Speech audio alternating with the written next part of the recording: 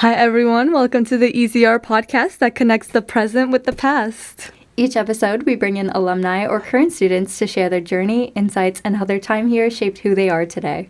Whether you're a current student, an aspiring professional, or just simply curious, you are in the right place to learn, laugh, and get inspired. We're your hosts, Zara, Rainna, and Ellen, and today we have an incredible guest who will take us through his experience and lessons learned from working as a business developer. Today, we are excited to have Nick Williamson with us from class of 2024. Hi, Nicholas. Thank you for joining us today. Thank you. Thank you guys for having me. I'm flattered. Could you please state your name, what your major was, and what you're doing now? Hello. Okay, so my name is Nick Williamson. I was in the class of 2024, and what I'm doing right now, I'm a Business Development Analyst at Mutual Group, and I'm located out of Camarillo, California. So. Nice. Now, how did you get into business development? Like, what sparked your interest? So, I have an interesting story of how I found out about Mutual. I guess as a background of like what my role is. So from a high level point, like the company, Mutual Group, they started out as like a broker dealer way back in the day.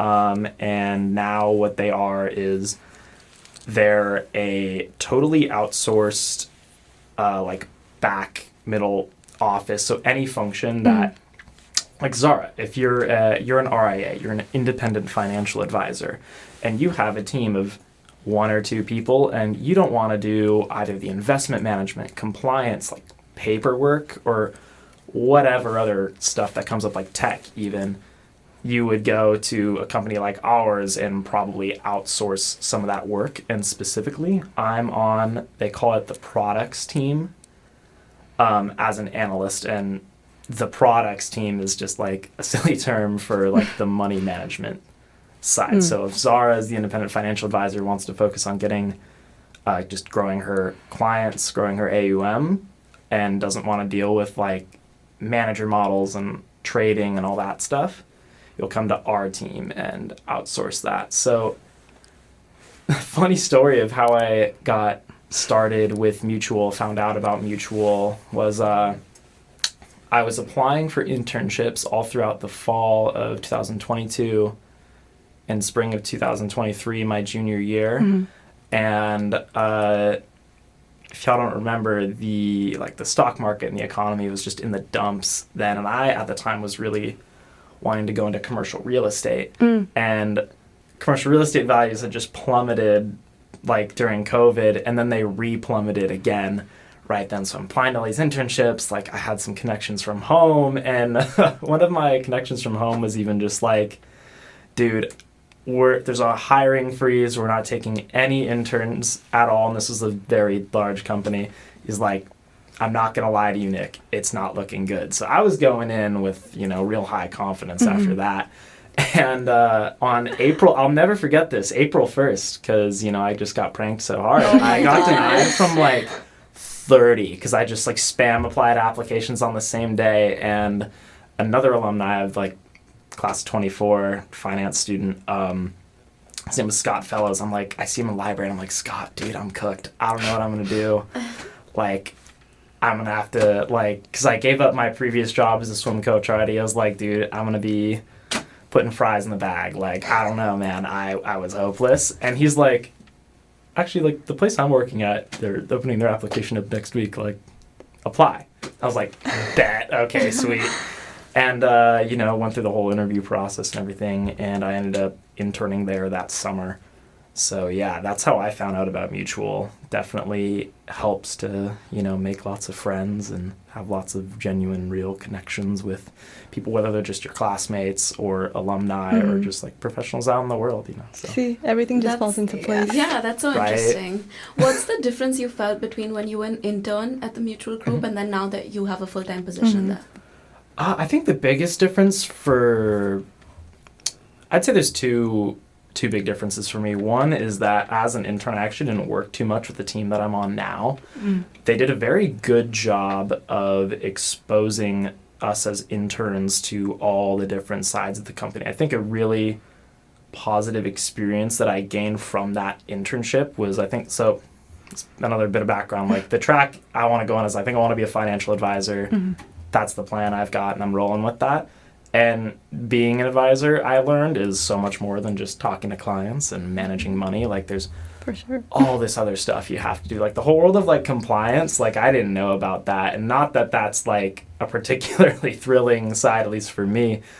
But it's just like I deal with compliance every single day, like in my job. And that was such an important thing for me to just kind of get a very holistic view of the business. And yeah, I didn't particularly work as much with my team because it was just a lot smaller at that point. And the second biggest difference, I think, was just the confidence going into it. Like, I remember how nervous I was on my first day as an intern, and it was orders of magnitude more nervous than it was when I walked in, as a full-time employee again, because even just the confidence of I know how the HR system works, I know where the kitchen is, I know everybody's name.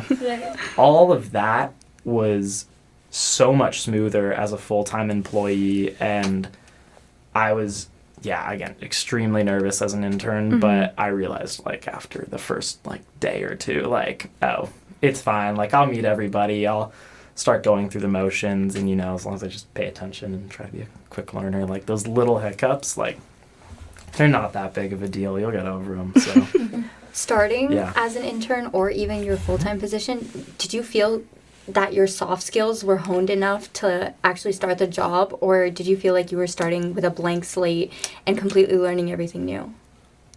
I feel like for me, my soft skills were definitely the stronger of the two between soft and hard skills. I've always been a big people person. I love to talk and just interact with people, and that's part of why I wanted to go down the wealth management route within finance. And before my internships, I was a swim coach for my old team for a long time, and all of my professors have heard me yap about that and that experience and how it really, I don't know, just kind of shaped me into who I am and made my people skills a lot better. Having to just wrangle a couple hundred, I don't know, high schoolers to little kids. It was, just ridiculous personalities across the board, and, dealing with the parents and all that, that really honed in my soft skills a lot, and I feel like that was a big strength of mine. So I felt like I was pretty prepared in that regard. What about hard skills? Hard skills, definitely there was a bit of a learning curve. Biggest word of advice, I guess, that I have is BA 212 is the most important class you'll take at Pepperdine. I was so not paying attention I during forgot that. everything. This was my first class after it was 8 at night, and I had 5 classes that day, and this was my first semester at Pepperdine. Oh. It was brutal. I tried my hardest to pay attention, but there was just so many days where it was just I'm dead. Yeah. I can't do it. And I definitely, there was a lot that I remembered that I was really shocked about, but there was a ton that I forgot. And it was a bit of a learning curve. I had to reteach myself Excel, and I guess this was right when ChatGPT was blowing up, and I realized how useful it was for that. So, Wow. yeah, things like that. And I remember a couple projects we had where we went beyond the limits of certain a VLOOKUP in Excel, and Scott and I had to teach ourselves VBA to make our own functions, and those things that I feel like it's difficult to prepare for at school, because you don't entirely know what challenges lay ahead of you. The silly VBA example, in no world would I thought that I would have to know a 30-year-old programming language, or kind Function. of barely know it. Yeah. I haven't used it since.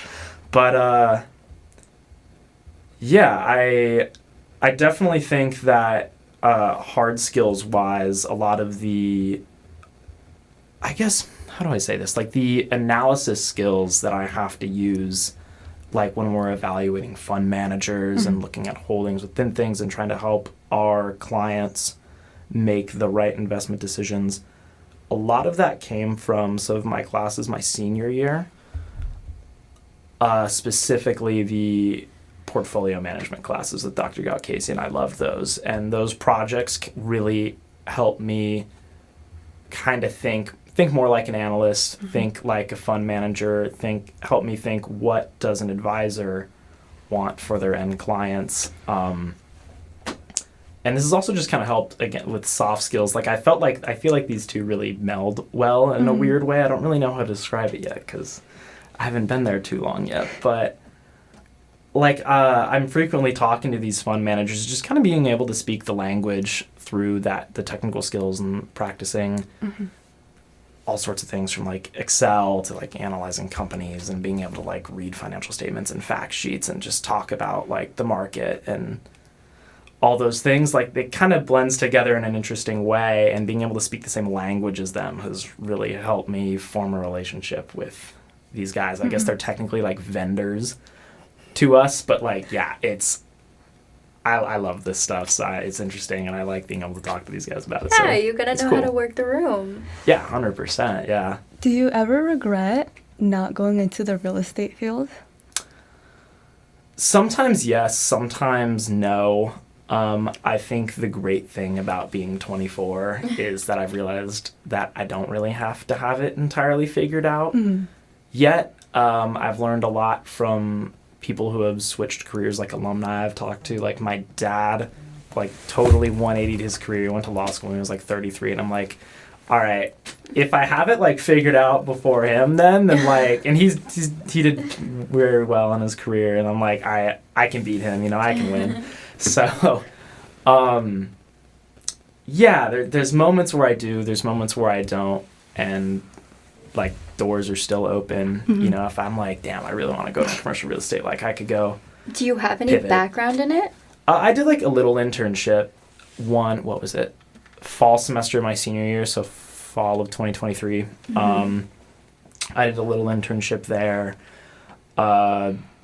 In the portfolio management, not that this is like too much experience, but like, it was very shocking, like, not shockingly useful, because like, obviously it's in the classroom, but like, I've been able to like retain a lot more of that than I thought. Like, my assigned industry in the portfolio management classes was real estate and like multifamily stuff, and that's just been interesting. So yeah, I have like a light background in it, but like nothing much.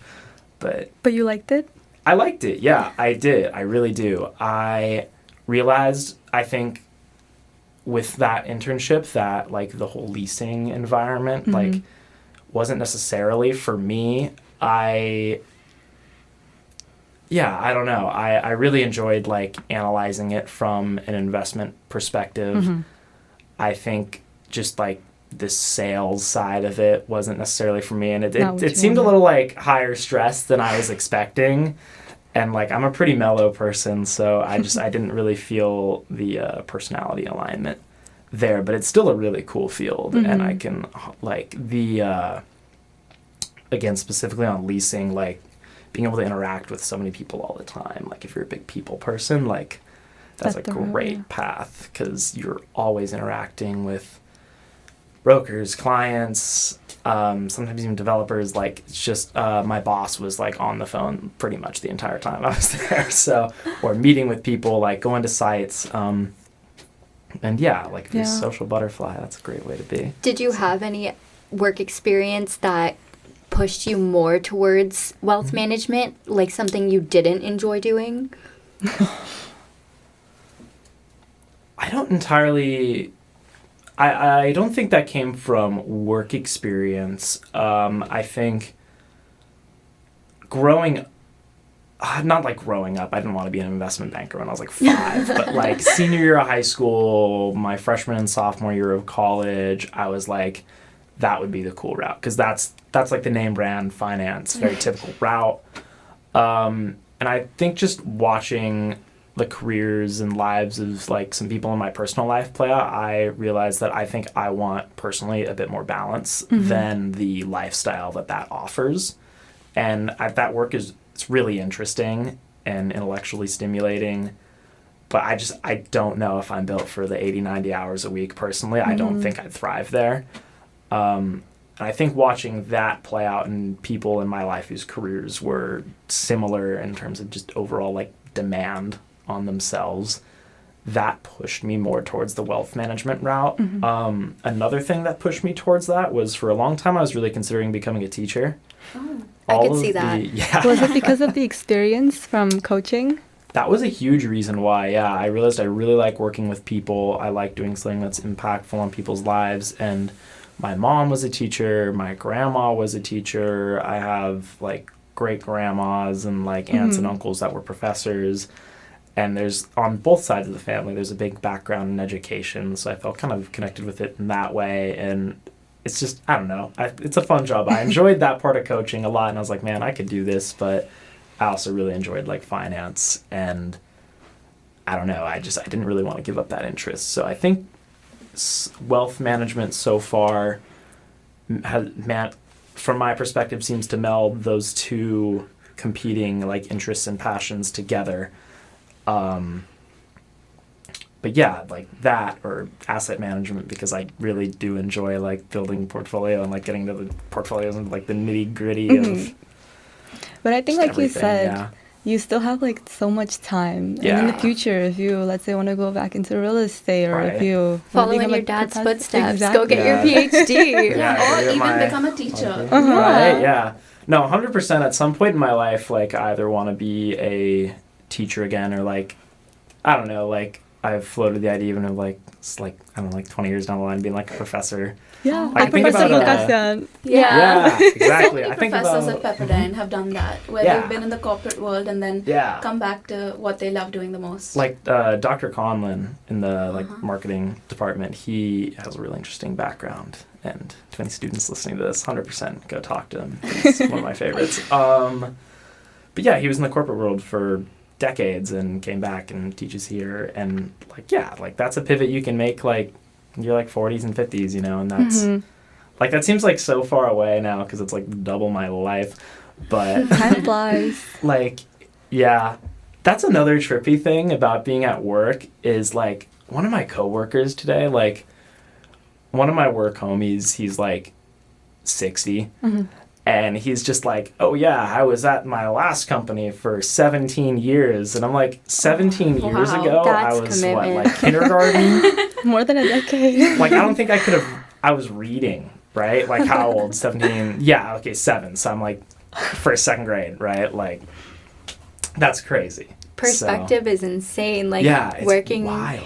In the corporate world for that long, but also bringing that experience to the classroom, I think is so valuable. Totally. And I think you specifically would make such a great teacher. You know how to work the room, but also how to connect with people and get them to understand, you know, what you're talking about. I think that's great. And you also have that desire to help people. Yeah. That's also a very big thing. It's a huge thing.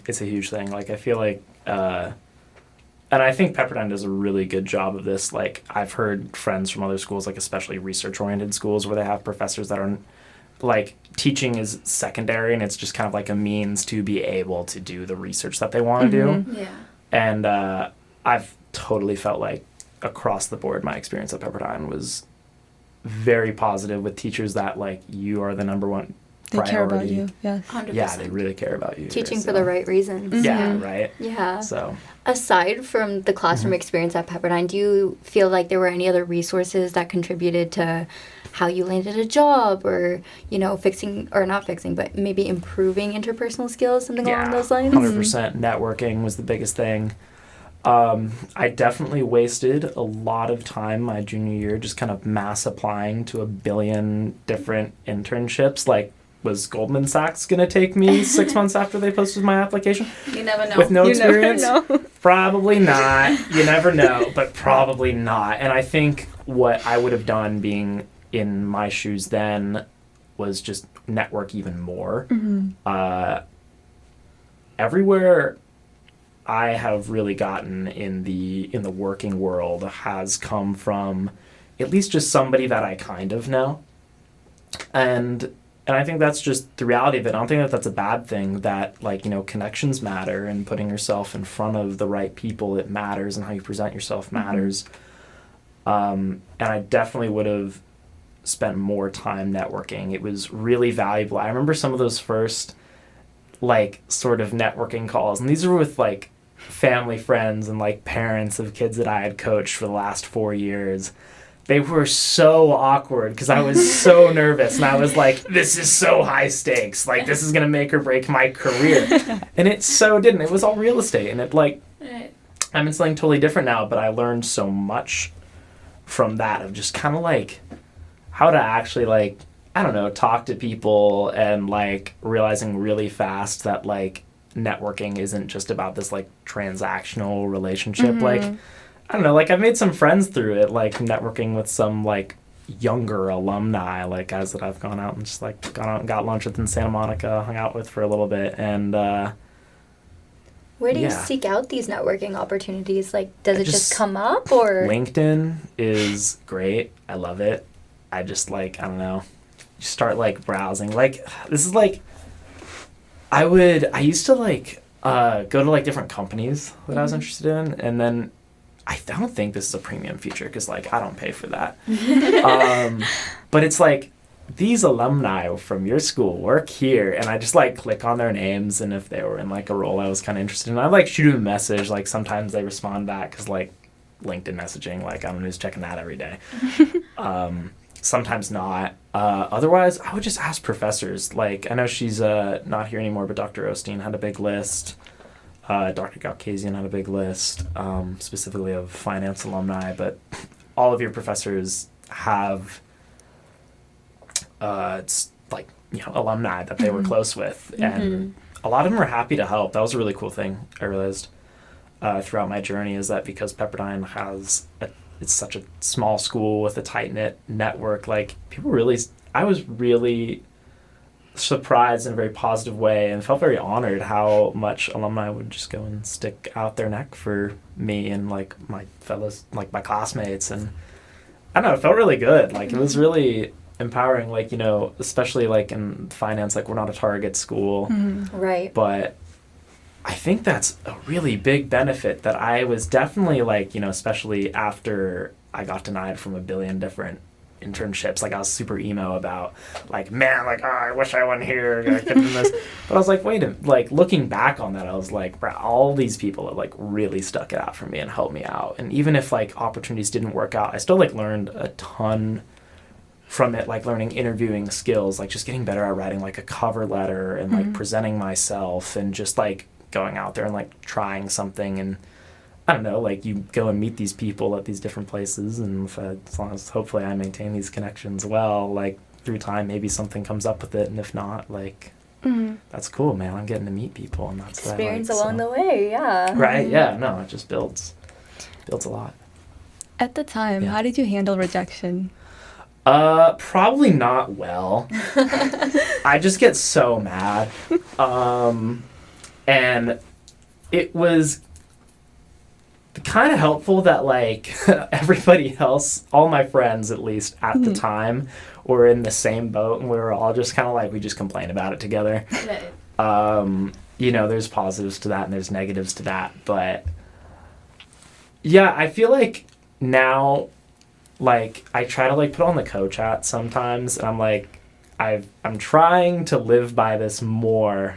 That like rejection is just like another lesson, and it's another step. And like I feel like this is so silly and cliche, but it's just like another step closer to like a yes. Right. Yeah. So, you know, just I don't know, throw yourself out there.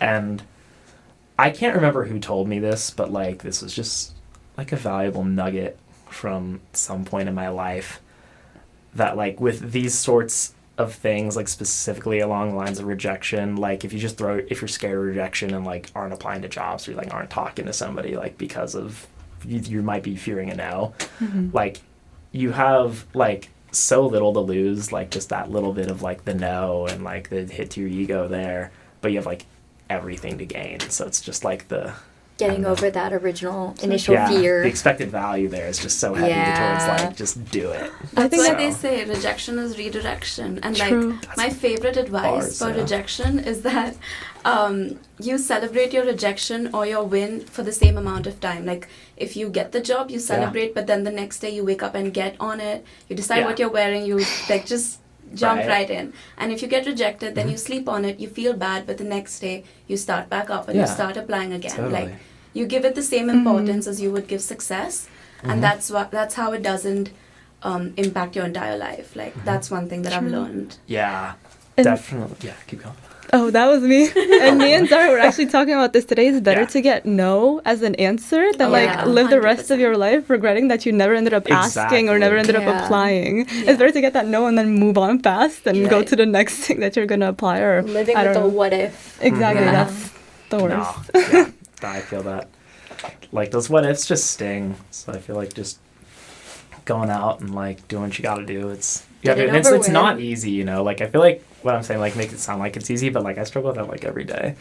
Like even if it's just like something stupid like doing my chores, like I've got like a big pile of dishes in the sink, and I'm always like, I'm gonna do it, and then I don't because I want to just like lay out and chill. But, do you think it's also just going back to the dishes analogy? Yeah. Like, do you have long work days that like impact your personal life? Do you think like wealth management, I know it's better than investment banking or something, but is it still a lot more emotionally taxing? It's interesting. It's because I think the perspective that I have is like from like, you know, my parents' careers, like some pretty taxing careers, so it's not as bad as I thought. But there are definitely days, like the other day I had to like stay late and like do a project, like finish a project that I like royally screwed up. Ooh. And it wasn't that bad. Honestly. I just was like grumpy because I wanted to go home and like not be in the office. So, no, totally valid. Low stakes, but do making mistakes, to backtrack on the question, but making mistakes, is that a big deal in the career world? Like or high stakes? Yeah. It depends on the mistake. Right. It depends on the mistake. I hope I'm not jinxing myself here, but I've been fortunate enough to not make any major ones. But, I mean, yeah, like, if you're making big mistakes, like, I don't know, like... For getting a 0. It's like, we had, like, a cybersecurity training, right? And if you're, like, responding, like, this sounds, like, so silly, but, like, the amount of times I've, like, heard of this happening in the workplace, and not where I'm at, but, like, from other stories from other people of, like, people falling for phishing emails and, like, here's everybody's social security number. Oh, my God. Way higher than I expected, but rule that's number just 1: life. Don't share your social security number with anyone. That should just be default, man. Like, why is that even on the rules list? But yeah, just stuff like that. Those are big time mistakes. Like if you're handling, like especially in finance, like you're handling sensitive data and like I don't know, don't mess that up. But like, what did I do? I forgot to like upload like. I have to like manage our like website that just holds all of the like fact sheets and like collateral for our advisor clients to go get further information on the fund managers for. And there was one, and I forgot to update their stuff, and this guy was like, I need this. It was urgent, apparently. He's like, I need all this right now in like compliance. I had to go like upload it and get it approved and wait like a day and a half for them to read like it was like 20 documents too. So yeah, like that wasn't super high stakes, but like I still like feel I was like the scar. Yeah, damn it, I don't want to do that because like we all want to be perfect. Was there any punishment? No, hopefully not. But maybe you don't know. Yeah, maybe I'm gonna like come into work tomorrow and they're gonna have my desk outside, but hopefully not. Yeah, no, that no one more was, desk for you. Yeah, particularly you stand like and low work. stakes, but I don't know. Yeah, those mistakes still feel bad.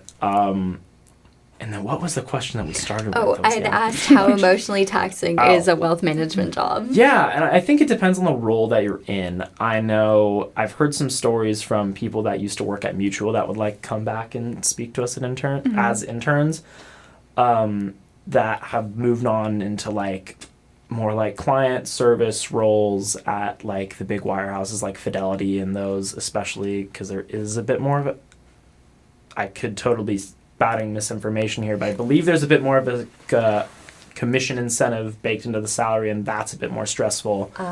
I know some people in like, you know, commercial real estate leasing, it was like the same deal. Those jobs can definitely be a bit more taxing, especially early out in wealth management if you are working to gain clients, right? Like I'm still taking my series exams, so I can't legally have those yet. Those roles, that can be a particularly taxing time in your career. I believe the number is there's like, it's a significant amount. It's like 80-90% of like people who like start in the wealth management path don't end up in that. But that, like, the number's big, I feel like, because there's such a wide pool of, like, that includes people that are, like, you know, working at, like, brokerage, like, wealth management shops that are, like, you know, working on a commission, not getting anything to start. And, you know, I feel like the data's a bit skewed there. But regardless to say, wealth management, from what I've gathered amongst other finance careers, is definitely lower stakes. I think it's still, like, finance in general is still higher stakes relative to other careers. Speaking about my job specifically, I'm fortunate. Like, I work, you know, like 8, 9 to 5 every day. I've never been bothered on the weekends ever. That's good. The company I'm at, Mutual, has great work-life balance, a great culture. Everybody does things outside of work, and that's just like part of the company identity, you know. Like, I think about Aaron, our CEO. He's, you know, gotten big into mountain biking. He at least, like, he was swimming for a while, and, like, does a lot of stuff outside, and he's got, like, kids that he's, you know, he's always talking about his boys.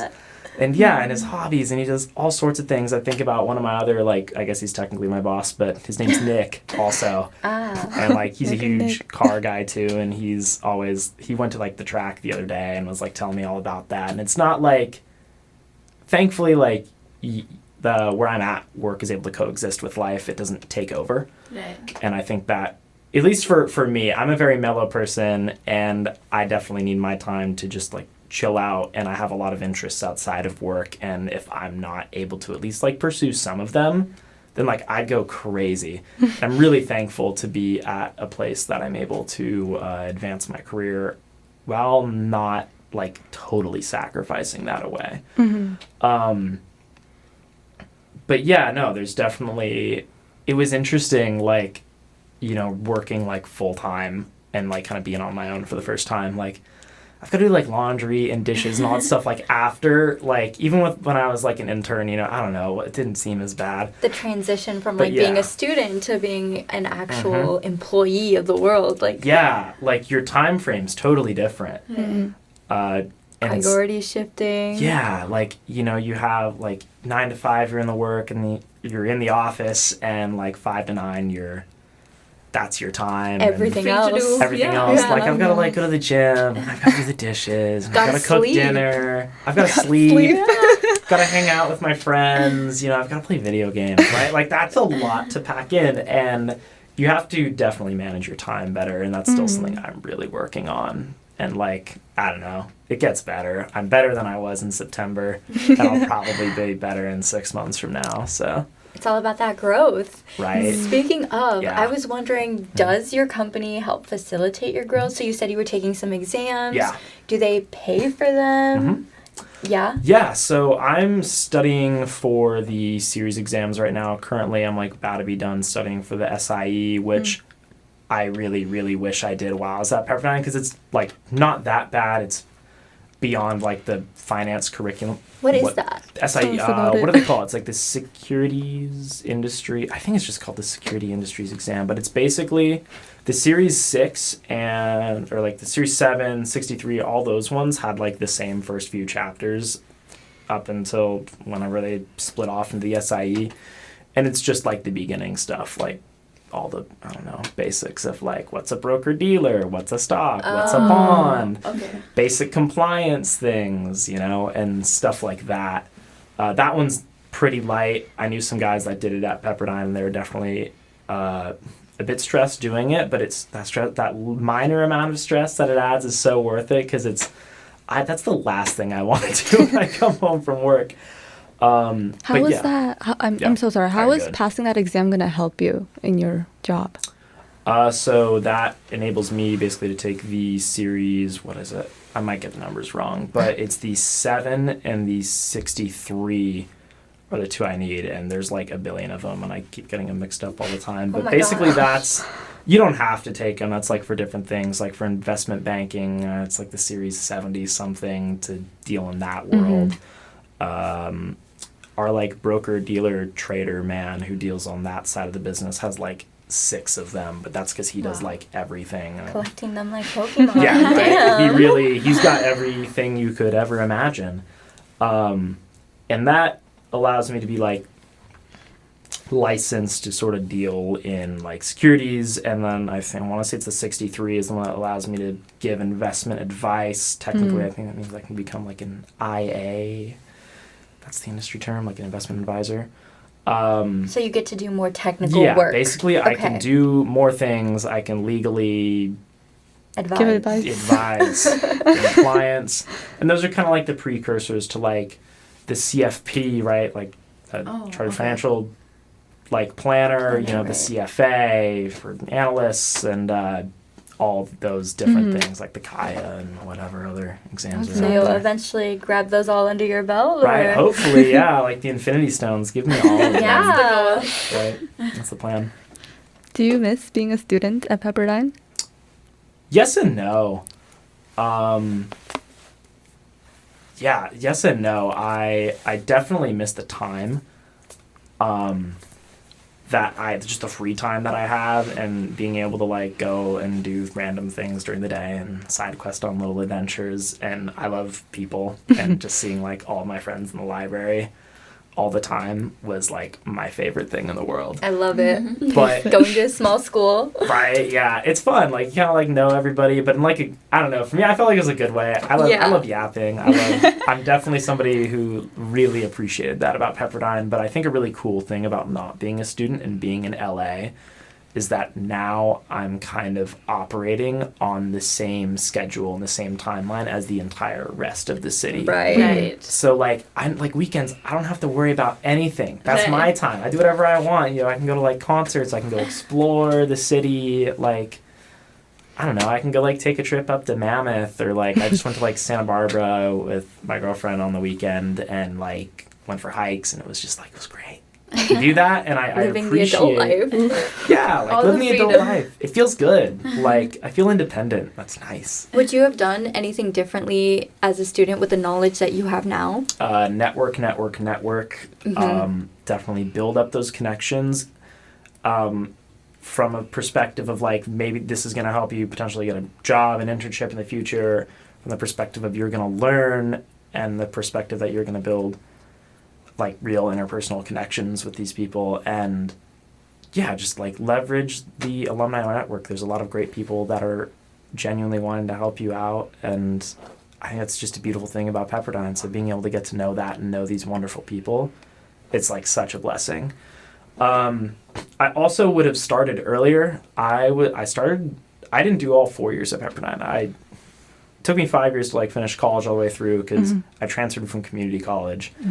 And I was so focused while I was on community college, for better or for worse, on the next step, transferring to a 4-year university, that I didn't focus as much on my career. And I definitely would have I wish that I started focusing on career things earlier, like if banking, consulting, those sorts of like high finance roles are your path, like you've got to start like sophomore year, and you got to kind of start doing your little research freshman year, start talking to people.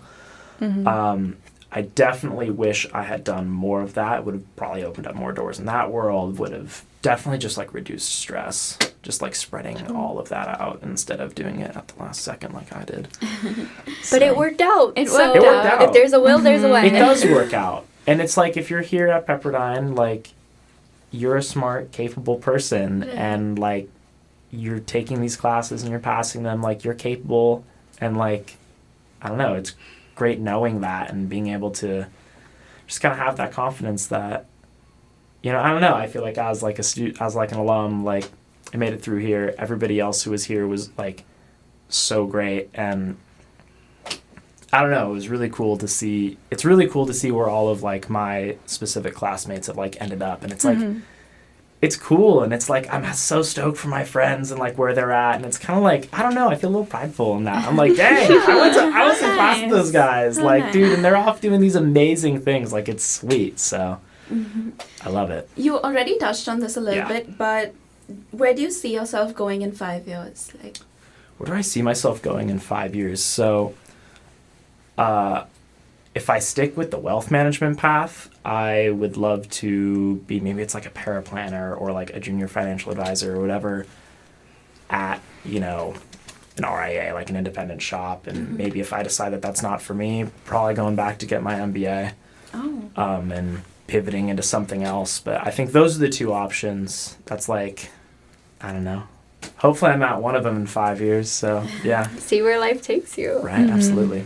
Okay, thank you so much, Nick. We really appreciate your time, your perspective. No, as a graduating senior, honestly, it's so relieving to hear that regardless of what happens, you know, there's a will, there's a way, you make things work. Everything works out. Yeah, like, works out. You'll end up with a job. Like, like graduating into like the environment I did, you know, it was like, dang, all my friends were like, dude, we're not getting jobs, like we're cooked, the economy's messed up.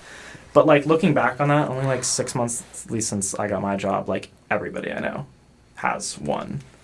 And everyone's Good to fine. hear. So the success rate is pretty high. Yeah. That's all I needed to hear. That gave me like, the reassurance I needed. It's no problem. Y'all will crush it. So. Well, thank you so much for your time. Thank you so much for joining us. Thank you for having me. And sharing your story, your experience. Yeah. And we will see you guys next time. All right. Thank That's a wrap. you. Thank you.